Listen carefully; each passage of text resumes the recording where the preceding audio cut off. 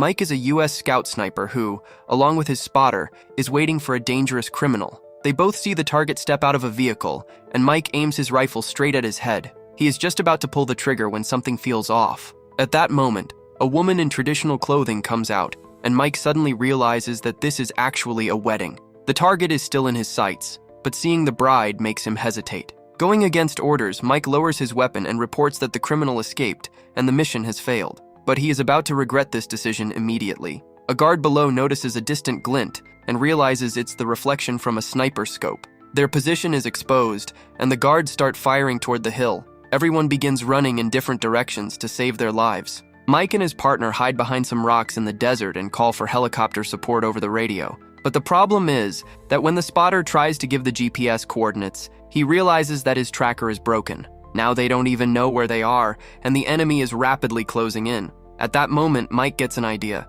He takes aim at a distant hill and fires a shot, causing dust to scatter. The guards move from their positions to check that area. Seizing the opportunity, the two escape, but they don't realize they are heading straight into danger. Suddenly, a metal board falls toward them.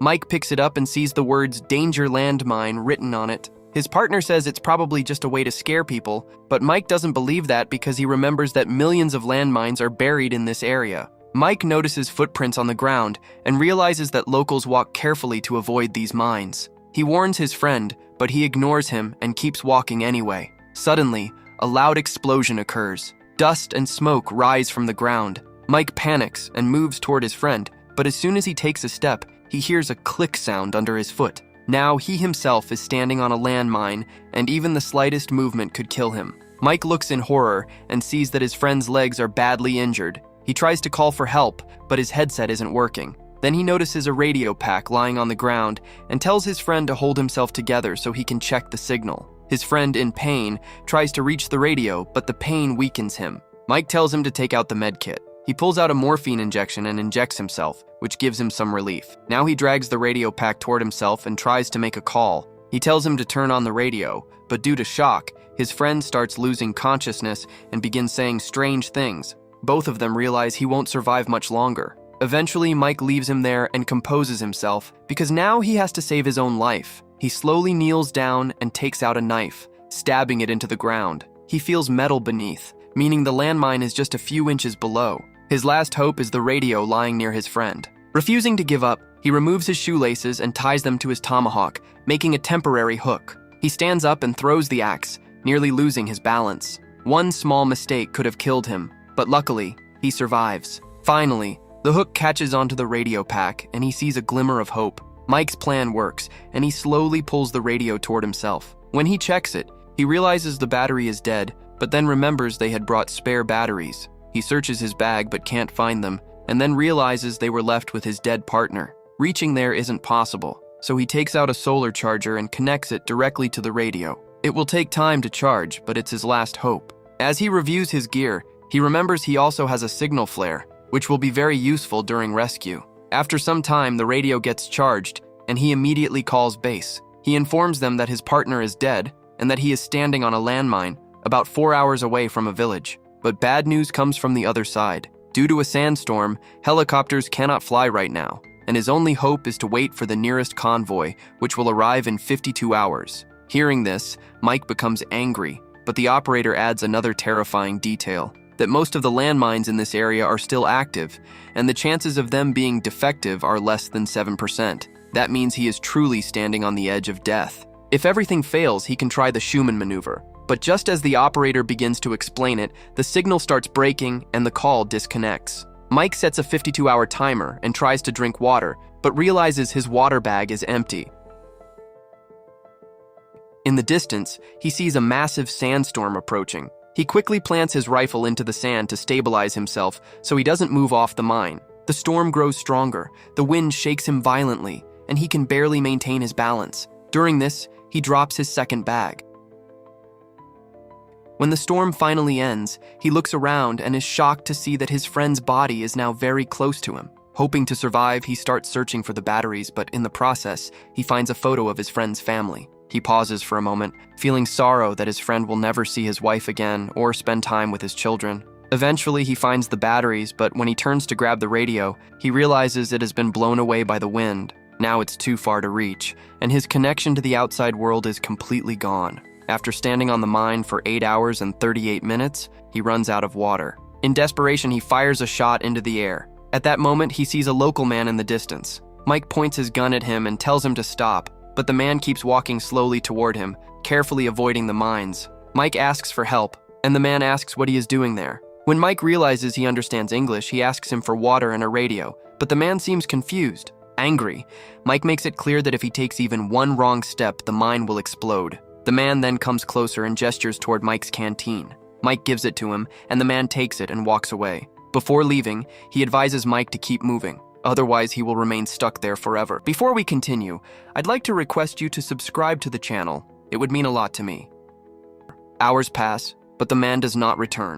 At that moment, he sees someone approaching from a distance. It is a little girl carrying his canteen. Mike realizes she is the man's daughter. The girl carefully walks toward him, avoiding the mines, and offers him the water bottle. Mike quickly drinks the water and asks her to thank her father on his behalf, but she does not respond. Instead, she takes out toy soldiers from her pocket, places them in the sand, and begins to recreate the same situation in which Mike is trapped. In despair, Mike asks the little girl to bring his radio to him, but she doesn't understand and runs away, leaving him alone. At night, Mike lights a fire to keep himself warm, but it soon starts to fade. He can barely see anything around him. Just then, he hears wolf-like sounds in the distance. Wild dogs are approaching him, and he realizes they will attack him soon. He fires his rifle to scare them away, but their sounds keep getting closer. Hearing barking from behind, he takes out his flashlight and sees a dog dragging his friend's body away. Another dog slowly approaches him, so Mike shoots at it with his pistol. The dog gets scared, runs away, and steps on a landmine, causing an explosion.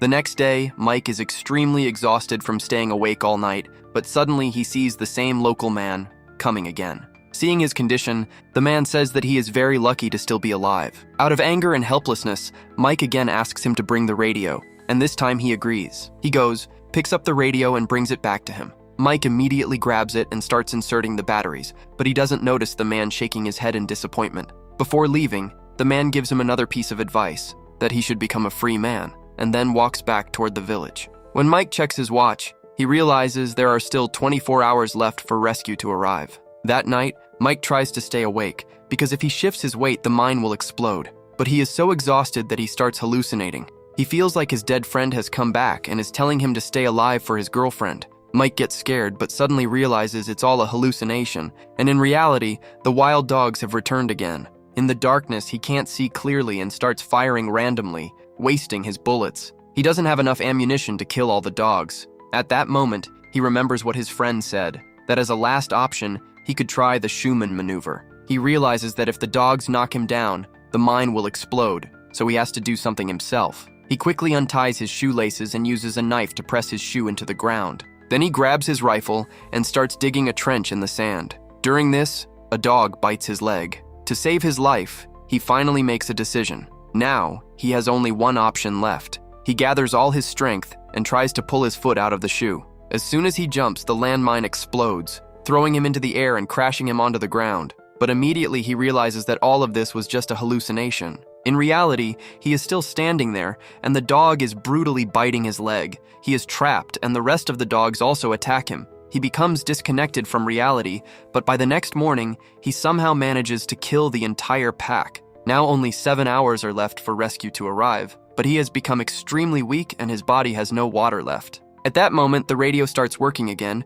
and he reports that he is still alive. The man on the other side feels relieved, but informs him that the rescue convoy will be delayed by another 17 hours. Hearing this, Mike feels like he can't endure any longer. At that moment, he suddenly hears his girlfriend's voice. Emotionally, he apologizes to her, but he doesn't realize that this too is a hallucination. Now Mike has reached his limit. He starts collapsing from exhaustion and feels like he is about to die. But at the last moment, the same Berber man arrives and catches him before he falls, saving his life. Even after 48 hours, Mike still hasn't triggered the mine, but he has become so weak that it's difficult for him to keep standing. Seeing this, the Berber tends to his wounds and decides to tell him an important story. He explains that many years ago in this very desert, he lost his own leg when a landmine exploded. He had taught his daughter how to deactivate mines and replace them with tin cans.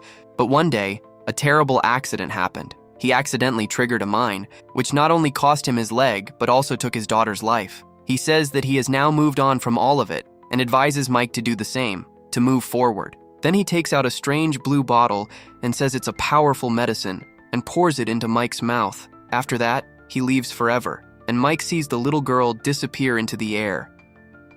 Suddenly, the drink starts taking effect, and Mike begins to hallucinate. Walls rise out of the sand, and a door forms in front of him. When he opens it, he sees his past memories on the other side, especially the time when he first met his girlfriend. He becomes completely disconnected from reality. During this, he hears his friend's voice telling him to look at the rising dust in the distance and assuring him that the rescue convoy is coming. Mike doesn't believe it at first, thinking it might be another hallucination, but when he checks through his rangefinder, he actually sees vehicles approaching. After so long, he feels like he might finally survive. A voice comes through the radio and his teammates ask where he is. He tries to tell them his position, but they cannot hear him and begin to turn back. Now he has to signal them somehow. His only hope is the signal flare. As he reaches out to grab it, suddenly a bullet hits his body. The enemy has found him, and now he has no way to escape. With all his strength, he reaches the flare and grabs it. He is just about to raise it to signal the convoy when the enemies start firing. A bullet causes a landmine behind him to explode,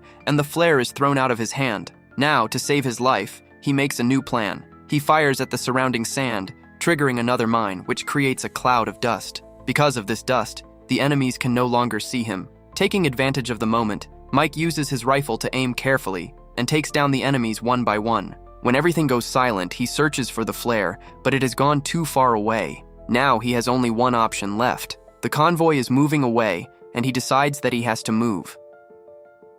Gathering courage, he lifts his foot and takes a step forward, but surprisingly, nothing happens. He is still alive. In shock, he falls to the ground and looks at the mine he had been standing on for 48 hours. When he digs it out, he realizes it's not a landmine at all, but a tin can. Inside, it is a toy soldier, just like the one the little girl had. At that moment, he realizes that he was never truly in danger from the beginning. He could have walked away any time, if only he had listened to the Berber. After the most terrifying experience of his life finally ends, he picks up the flare and lights it so his team can see him. At last, the rescue arrives, and Mike feels relieved that he survived. And with that, the story comes to an end.